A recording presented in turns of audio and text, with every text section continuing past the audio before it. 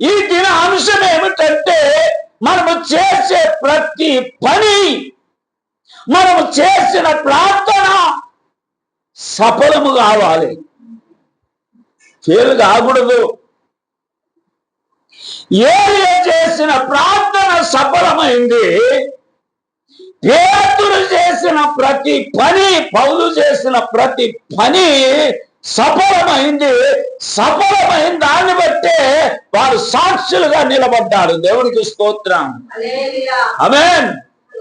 కనుక ప్రియమైనటువంటి దేవుని బిడ్డలారా, మన జీవితంలో కూడా ఏది కూడా ఫెయిల్ కాదు అన్న దానికి వారు చేసిన కార్యాలు మనకు గుర్తుగా ఉన్నాయి. స్తోత్రం. పోయిన వారమే కదా చెప్పింది. ఏమని చెప్పాను? గిద్యోను గొర్రె బొచ్చు పెట్టి ప్రార్థన చేస్తే గొర్రె బొచ్చు తడిసింది. గొర్రె బొచ్చు పెట్టి ప్రార్థన చేస్తే గొర్రె బొచ్చు పొడిగా ఉన్నది, చుట్టూ నేలంతా తడిసింది. మొదటిసారి చుట్టూ నేల పొడిగా ఉన్నది, గొర్రె బొచ్చు మాత్రమే ఇట్లా పట్టి లేపితే నీళ్లు గారేటట్లుగా తడిచి ఉన్నది. ఆమేన్. మనము ఆ గుర్తుల బలం అడిగితే మన పట్ల జరుగుతుందా? జరగదు. అదే గుర్తుల బలాన్ని బట్టి, స్తోత్రం, ఆ గుర్తుల బలాన్ని బట్టి, వారి పట్ల చేసిన గుర్తుల బలాన్ని బట్టి, వారి పట్ల చేసిన కార్యాలను బట్టి, వారి ప్రార్థన దేవుడు సఫలం చేసిన దాన్ని బట్టి, ఆ దినాలలో జరిగిన కార్యాలనే మనము గురిగా పెట్టుకొని బ్రతుకుటానికి దేవుడు వాటిని సాదృశ్యంగా మనకు ఉంచాడు. దేవునికి స్తోత్రం. కనుక ప్రతి ప్రార్థన సఫలము కావాలి. ఒక బాగులేని వ్యక్తిగా ప్రార్థన చేస్తే బాగు కావాలా? ఒక దయ్యం పట్టిన వ్యక్తిగా ప్రార్థన చేస్తే దయ్యము వదలాలా? స్తోత్రం.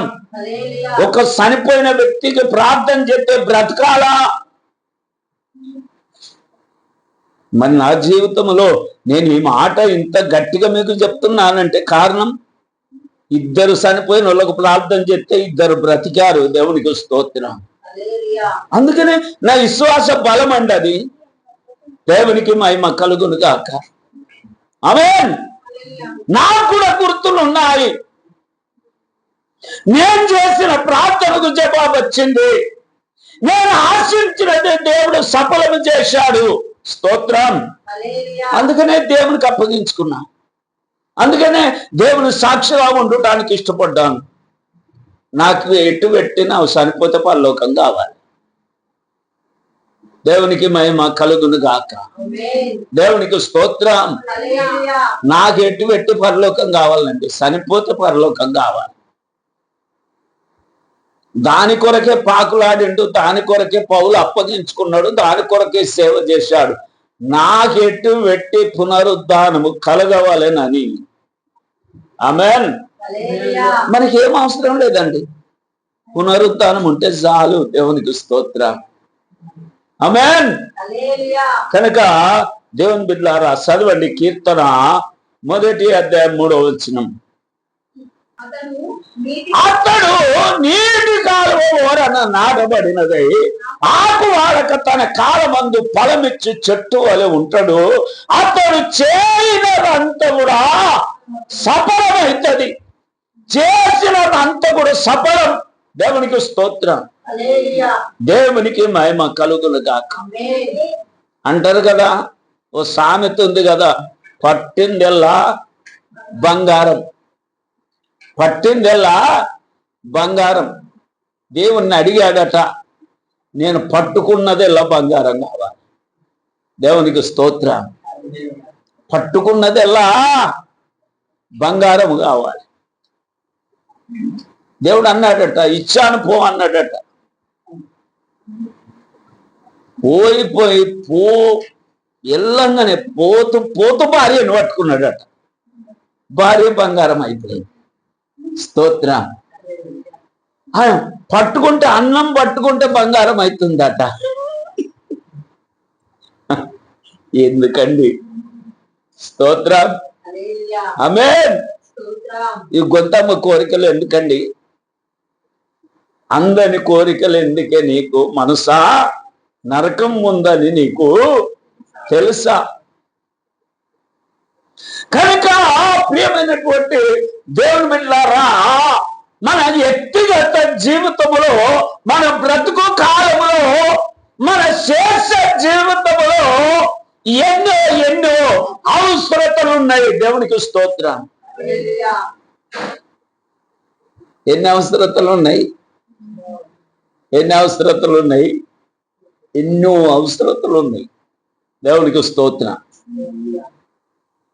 తినటానికి తిండి కావాలి, కట్టుకోవటానికి వస్త్రము కావాలి, అనుభవించటానికి ఏం కావాలి? తృప్తి. ఏం కావాలి? తృప్తి. దేవునికి స్తోత్రం. ఏం కోరుకోమన్నాడు దేవుడు? అన్న వస్త్రములు కలిగి తృప్తిగా ఉండండి. స్తోత్రం.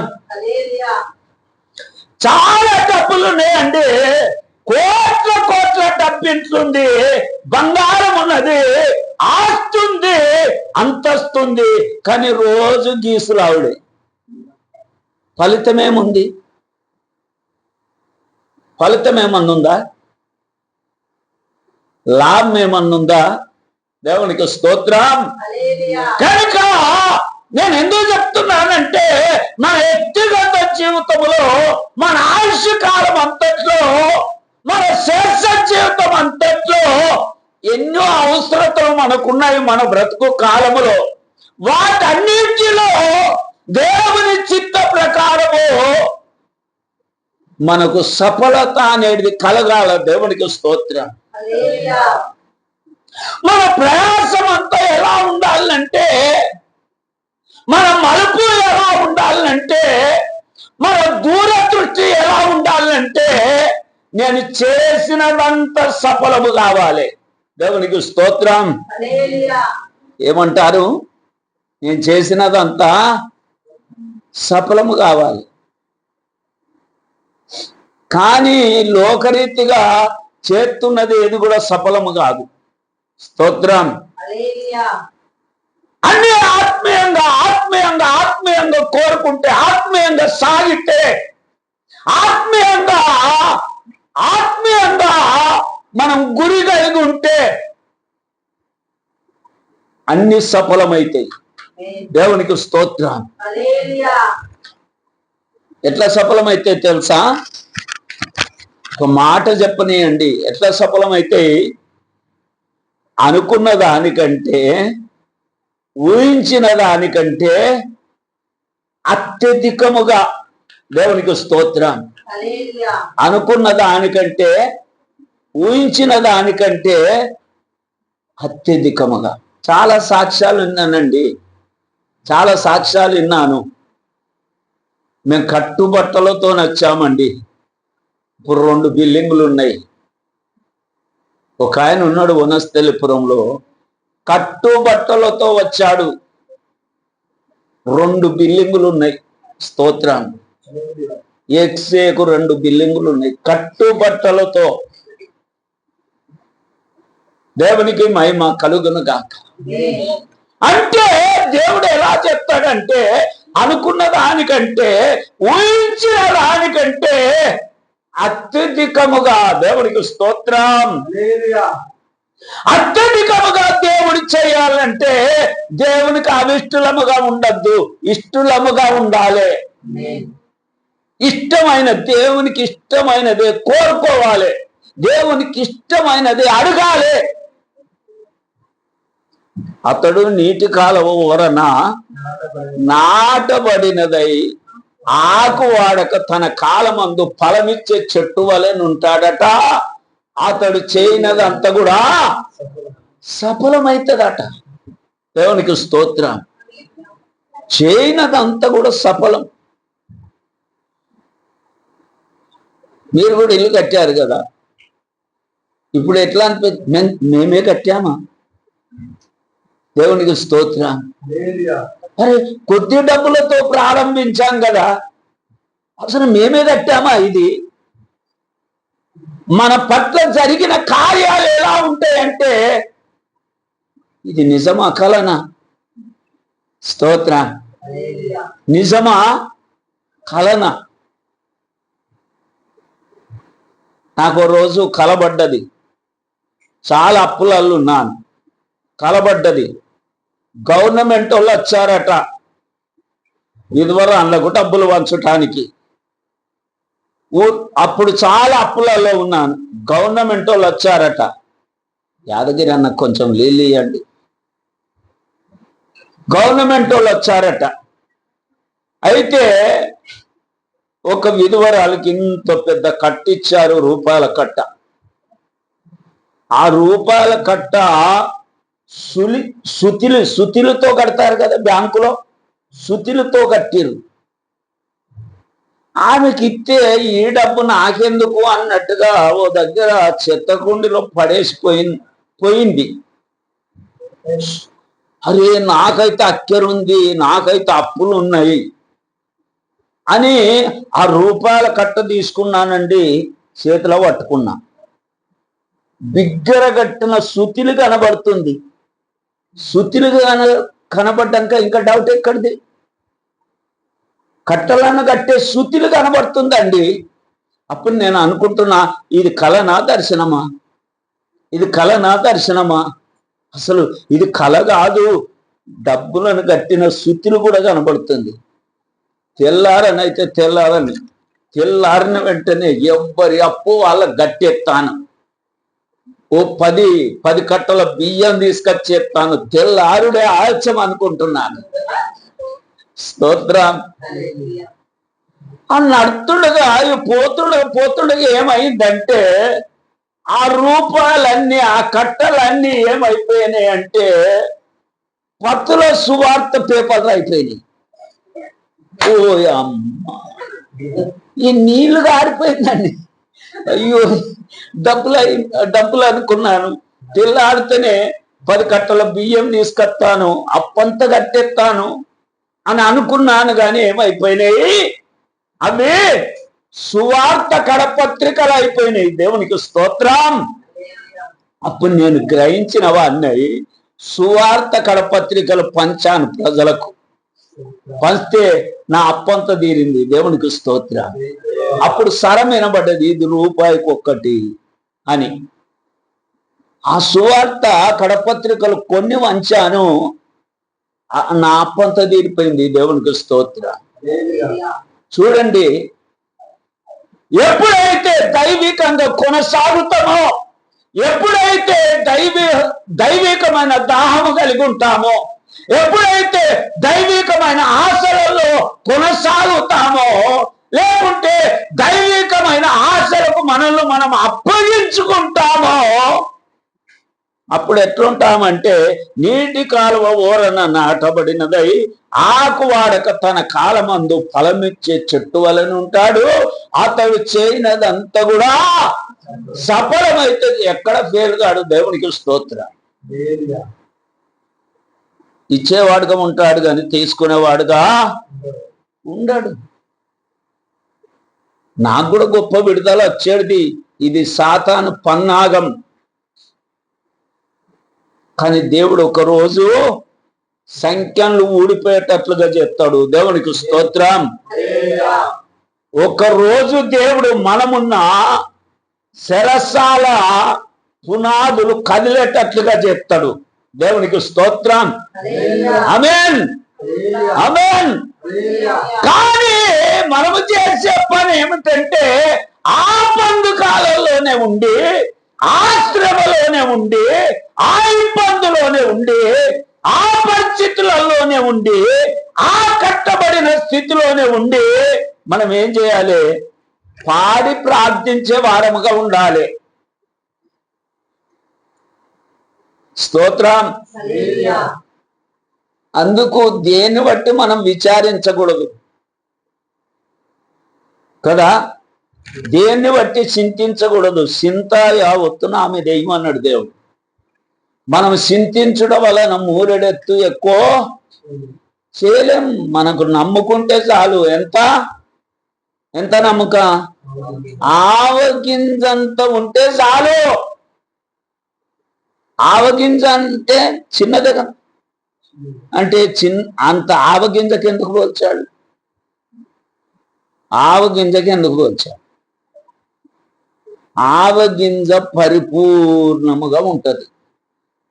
దేవునికి స్తోత్రం. చిన్న విశ్వాసం అయినా ఎట్లుండాలి?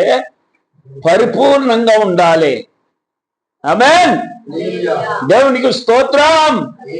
ప్రియమైనటువంటి దేవుని బిడ్డలారా, మనం చేయనిది సఫలం కావాలి. ఆమేన్, ఆమేన్. ఇప్పుడు ఒక రోగి ఉన్నారండి. ఒక రోగి భయంకరమైన స్థితిలో ఉన్నారు.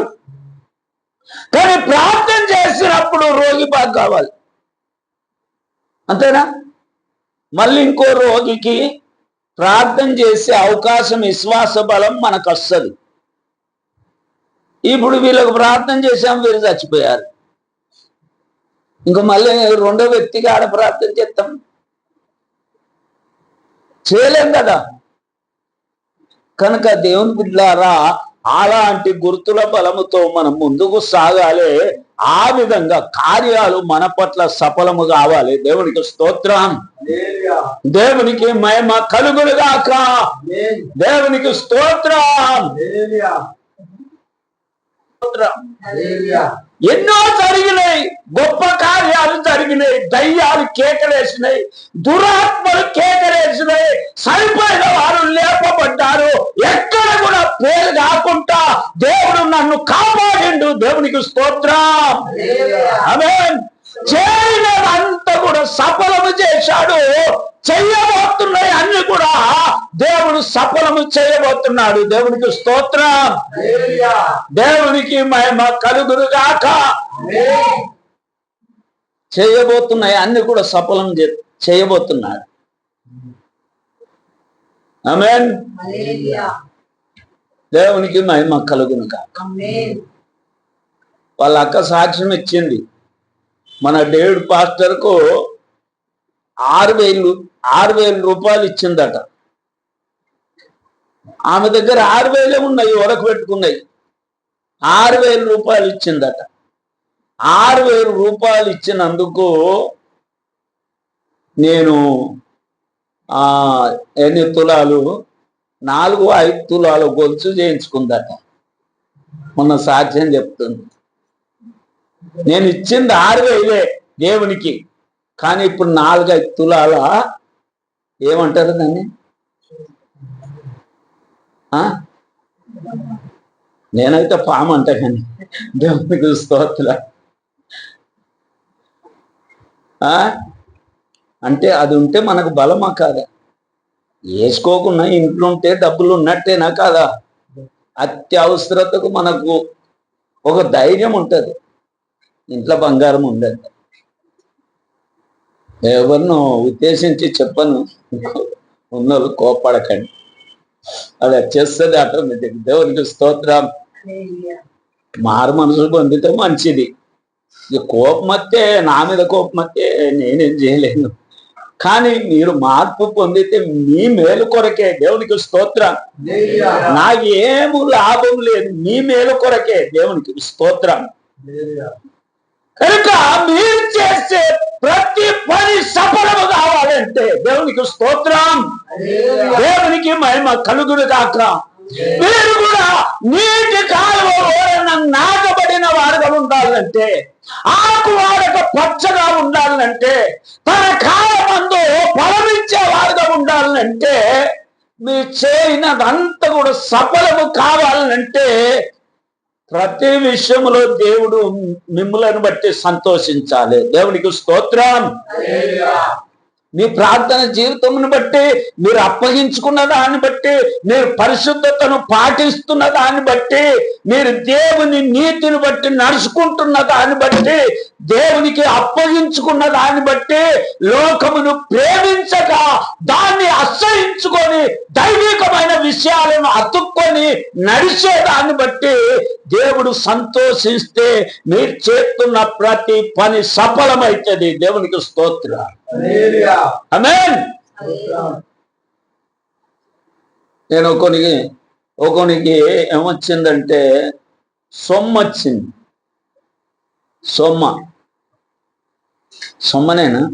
సొమ్మ అంటారా? దాన్ని ఏమంటారు? కిరిమి అంటారా? లేకుంటే పక్షవాతమా?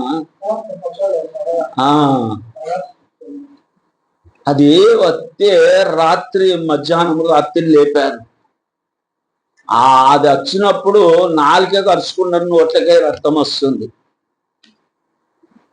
మధ్యాహ్నం రాత్రి లేపారు. లేపితే పోయి దాన్ని గద్దించాను. ఆ దురాత్మను గద్దిస్తే అది గద్దించబడ్డది. మళ్ళీ రోజు ఇట్నే ఆదివారం సాక్ష్యం చెప్తే మా తమ్మునికి సొమ్ము వచ్చిందని చెప్తావా?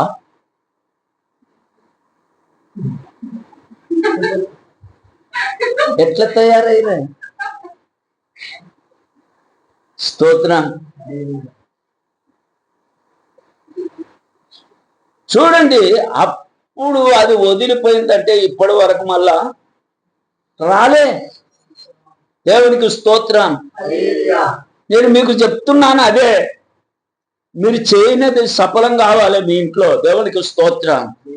మీరు చేసేది సఫలం కావాలి బయట, మీరు చేసేది సఫలంగా కావాలి. అప్పుడే దేవుని నామం మహిమపరచబడుతుంది. ఇప్పుడు పేతురు తబిత దగ్గరికి వెళ్ళినట్లుగా వెళ్ళి, దోర్క దగ్గరికి వెళ్ళినట్టు వెళ్ళి శవం దగ్గర నిలబడి, తబిత లే లే లే అంటే అన్నజం లేమనుకుంటారు. లే లే అంటుండు, అసలు లేతనే లేదు కదా అనుకుంటారా? అనుకోరా? కానీ లేతే వీరు దేవుడే కొన్ని ఆత్మల రక్షణ పొందే సాధనాలుగా దేవుడు మనల్ని వాడుకుంటాడు. దేవునికి స్తోత్రం. ఆనాడు పేతురు ద్వారా చేసిన కార్యాలు ఈనాడు మీ ద్వారా చేస్తానని రుజువుపరచడానికి ఆ కార్యము గుర్తుగా ఉన్నది. మనకు అది రాయబడి ఉన్నది. దేవునికి స్తోత్రం. ఆయన బ్రతికినట్లుగా పేతురు బ్రతికినట్లుగా మీరు బ్రతకండి. పేతురు అప్పగించుకున్నట్లుగా మీరు అప్పగించుకోండి.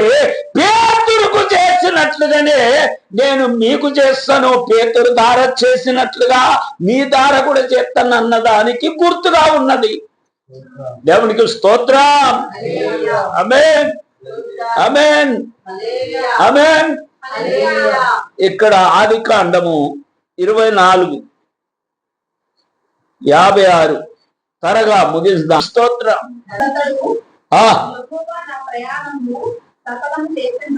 యెహోవా నా ప్రయాణమును సఫలము చేశాడు. దేవునికి స్తోత్రం. ఏం చేశాడు? యెహోవా నా ప్రయాణమును సఫలము చేశాడు. చూడండి, అబ్రహాము ఎలియాజరుకు ఏమని చెప్పాడు? అన్ని గుర్తులు చెప్పాడా? అన్ని గుర్తులు చెప్పాడా? ఏ గుర్తు చెప్పలే. కానీ నా కుమారునికి మాత్రమే పొలాను దగ్గరికి పిల్లని తీసుకురావాలి, అదే చెప్పాడు. అంతే చెప్పాడు కదా. పొలాని దగ్గరికి వెళ్ళాలి, నా బంధువుల దగ్గరికి వెళ్ళాలి, అక్కడి నుండి తేవాలి, అంతే. పులు ఇచ్చాడు. ఎలియాజరు వెళ్ళాడు, వెళుతా ఉన్నాడు. దేవునికి స్తోత్రం. కానీ సరైన గైడెన్స్ లో దేవుని నడిపించాడు. దేవునికి స్తోత్రం. ఏ బావి దగ్గరికి ఆ చిన్నది నీళ్ళ కత్తదో ఆ బావి దగ్గరికి నడిపించాడు. ఆ బావి దగ్గరనే వంటలు మోకరింపజేశాడు. ఆ బావి దగ్గరనే ప్రార్థన చేశాడు. ఆ బావి దగ్గరికే వచ్చింది. దేవునికి స్తోత్రం. ఎట్లా చూడు దేవుని కార్యం. అప్పుడు ఎలియాజరు ఏమంటుండు, నా ప్రయాణాన్ని సఫలం చేశాడు. దేవునికి స్తోత్రం, దేవునికి మహిమ కలుగును గాక. ఎలియాజరు ప్రయాణం ఎలా సాగిందంటే, ఏ చిన్నదైతే ఏ బావి దగ్గరకు వస్తుందో ఆ బావి దగ్గరనే ఒంటెలు మోకరింపజేశాడు, ఆ బావి దగ్గరనే ప్రార్థన చెప్తున్నాడు, ఆ బావి దగ్గరనే దేవునికి స్తోత్రం కార్యము సఫలం. మనం చాలా విషయాలలో ఫెయిల్ అయిపోతామండి, కానీ ఫెయిల్ కాకూడదు. దేవునికి స్తోత్రం. పట్టిందెల్లా ఆమేన్. దేవునికి మహిమ కలుగును గాక. దేవునికి స్తోత్రం. ప్రియమైనటువంటి దేవుని బిడ్డలారా, ఎలియాజరు చేసిన ప్రయాణము సఫలమైంది. కానీ దేవుని బిడ్డలారా, ఇక్కడ మనము గ్రహించాలి. దేవునికి స్తోత్రం.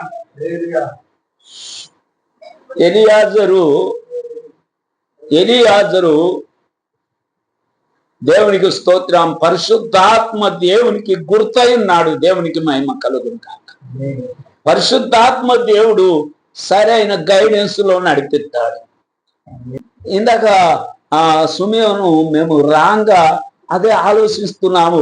ఒక శ్రమ వచ్చినప్పుడు, ఒక బాధ వచ్చినప్పుడు దాన్ని ఎలా జయించాలని విచారించాలి, కానీ ఇది ఎట్లా మాకు వచ్చా అని విచారిస్తే ఏమైపోతాం?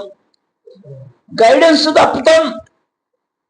చేయవలసింది చేయలేం, వెళ్ళవలసిన గమ్యానికి వెళ్ళలేం. అది కానీ ఎలియాజరు చేసిన ప్రయాణము దేవుడు ఏం చేశాడు? సఫలము చేశాడు. దేవునికి స్తోత్రం. సఫలము చేయడానికి కారణం ఏమిటంటే, తన ప్రయాణము ఆత్మీయంగా ఆరంభించాడు.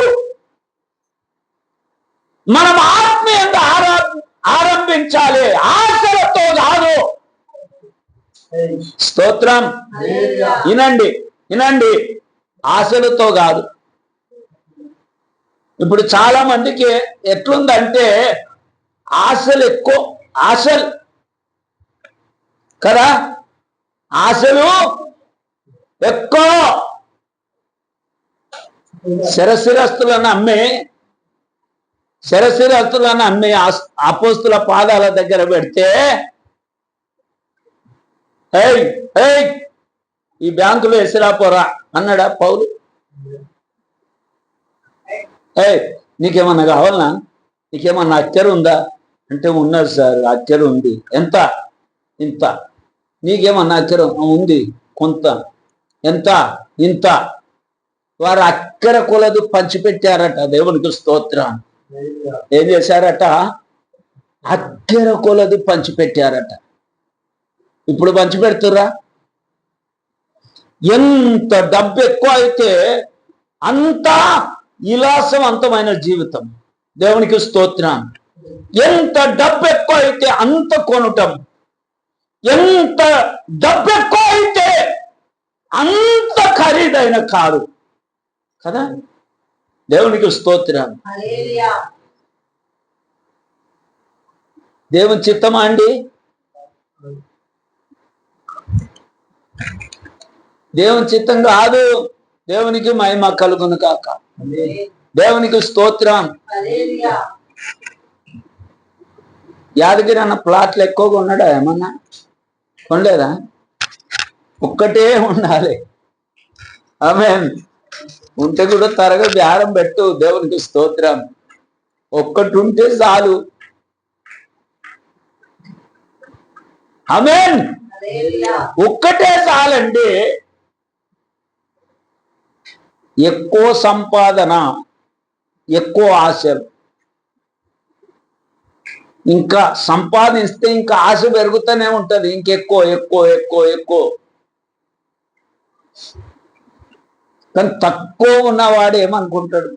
దీంట్లోనే సుధరాంచుకుందాం. దేవునికి స్తోత్ర, దేవునికి మహిమ కలుగును కాక. అప్పుడు నా పెళ్లి ఎంత అయింది తెలుసా? 3,000కు పెళ్లి అయింది. 3,000కు ఎంత విలాసవంతమైన పెళ్లి అండి. ఇప్పుడు లక్షలు కావాలి.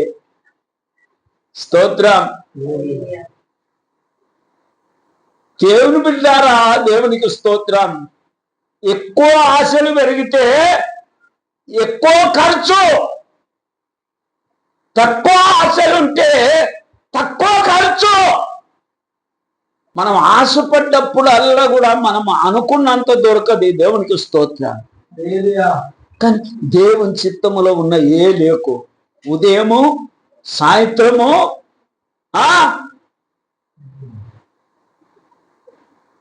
ఉదయము ఎవరైనా సిద్ధపరిచింది ఎత్తుకొచ్చిందా కాగి? స్తోత్రం.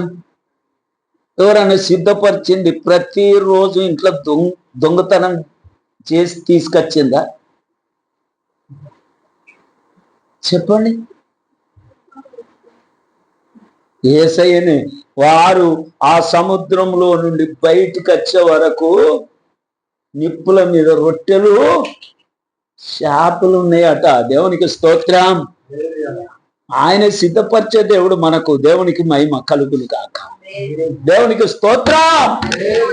అంటే ఇదంతా చెప్పుకొచ్చానండి. ఆయన చిత్తములో సాగితే మన ప్రతి పని సఫలమైతుంది. దేవునికి స్తోత్రం. మన ప్రార్థన సఫలమైతుంది.